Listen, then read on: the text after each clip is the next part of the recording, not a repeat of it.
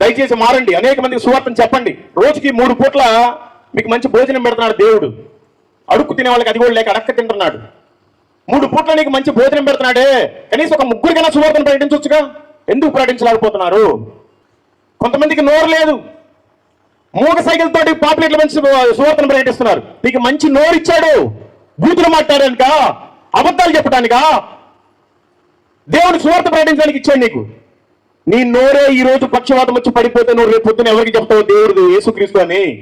ఎందరికో చేతులు లేవు, కుంటుకుంటూ నోటితోటి చెప్పి సువార్తను ప్రకటిస్తున్నారు. నీకు దేవుడు 2 మంచి చేతులు ఇచ్చాడు. ఈ రాత్రికి పెరాలసిస్ వచ్చి నీ చెయ్యి పడిపోతే రేపు పొద్దున ఎవరికి ఇస్తావు యేసు ప్రభు దేవుడు సువార్త పత్రిక?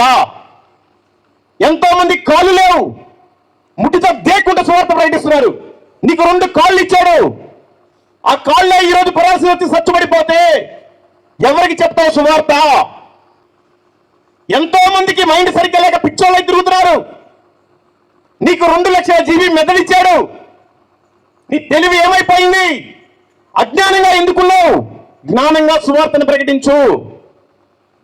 ఎవరికి లేని ధనిధరికి మంచి ఆరోగ్యాన్ని ఇచ్చాడు. ఎంతో మంది హాస్పిటల్కి అయితే తిరిగి రాలేకపోతున్నారు. నువ్వు బ్రహ్మాండంగా బ్రతుకుతున్నావు. దేనికి? ఆయన సువార్తను ప్రకటించడానికి. దయచేసి మీరంతా యేసు ప్రభు నమ్మిన వాళ్ళు బాప్తిసం తీసుకోండి. బాప్తిసం తీసుకున్న వాళ్ళు బలలో చేయి వేయండి. బలలో చేయి వేసే వాళ్ళు ఆయన సువార్తను ప్రకటించండి.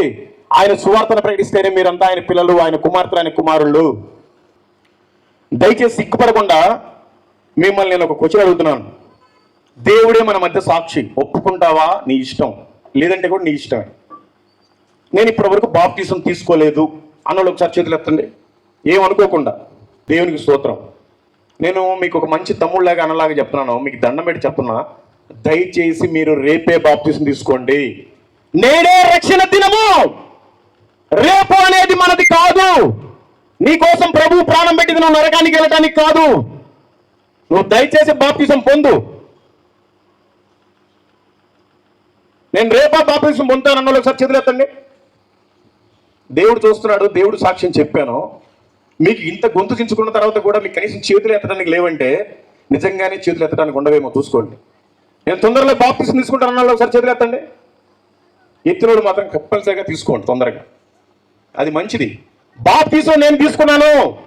బాప్తిసం తీసుకోవడం వల్ల నా పేరు మారలేదు. బాప్తిసం తీసుకోవడం వల్ల నా కులం మారలేదు. బాప్తిసం నేను తీసుకోవడం వల్ల నా మతం మారలేదు.